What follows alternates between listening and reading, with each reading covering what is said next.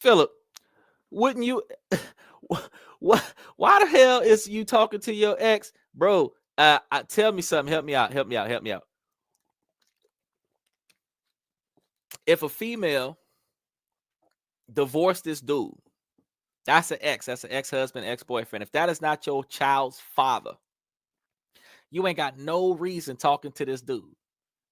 What you rekindling y'all friendship for after y'all done got a divorce and you done married somebody new? The past is supposed to stay in the past, like they said on Symbol. Keep your past behind you, right?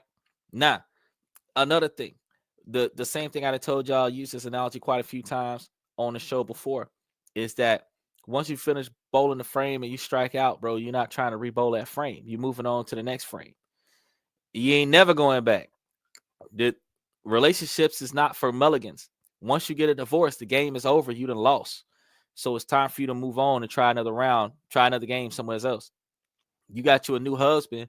Your new husband is supposed to get your undivided attention. Your old husband, you are not supposed to give any attention to, because your old husband, you could this is the biggest issue, emotional cheating.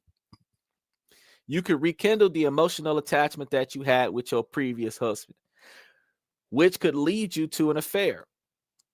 You should not start down that path by communicating with your former emotional attachment, which would then jeopardize your present relationship, because women are physical and men are emotional. You, as a woman, are supposed to maintain your primary emotional bond with your husband. Your ex-husband has missed out on that. You are not supposed to be trying to formulate better emotional bonds with other men or women, really, that are not in your marriage, willing to be responsible about your time with your husband and keep your ex as your ex. Then you're not valuing your relationship. That is probably one of the second most disrespectful things that you can do, besides just outright cheating on your husband with your ex-husband. It makes absolutely no sense. Some women are going to say, nah, that don't make no sense, bro. I'm not going to be the present man and my girl is still talking to her ex. Plain and simple. All right, so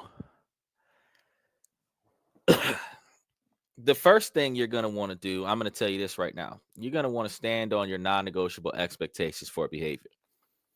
Your non-negotiable expectations for behavior, you're going to be letting your partner know what you will and will not accept, what you will and will not tolerate. So early on in the relationship, just like with the first guest we had on the show, the man was telling her how he would expect her to behave.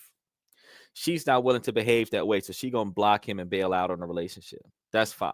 Go. Because that is going to be a pet peeve, and down the line in the relationship, he going to be fussing and about the fact that you're not contributing.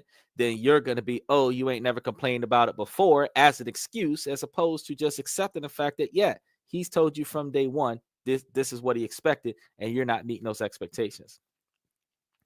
Two, the fact is, by you having these non-negotiable expectations for behavior, you need to stand on those principles and be willing to walk out on a situation if the situation is not going to be in your favor and they're not willing to fix it. I'm not going to say that, oh, you want to cut and run real quick. I'm saying that if they're not going to fix themselves when they recognize that there is a problem that they are causing, then you don't want to stay in this situation talking about some riding the wave and hoping that it'll work out, because it's never going to work out until your partner fixes the negative behavior that you do not want to accept.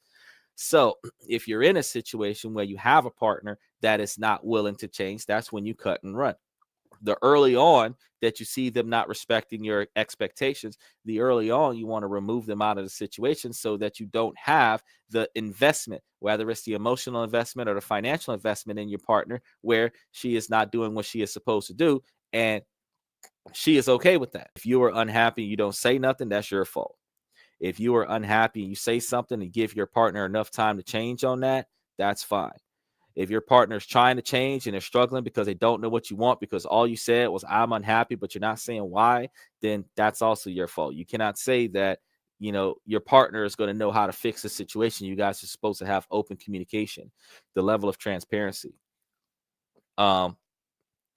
And it's not like 100% transparency. You guys need to be a little bit more opaque. You need to be able to share enough important details between one another so that both of y'all know what's going on with one another.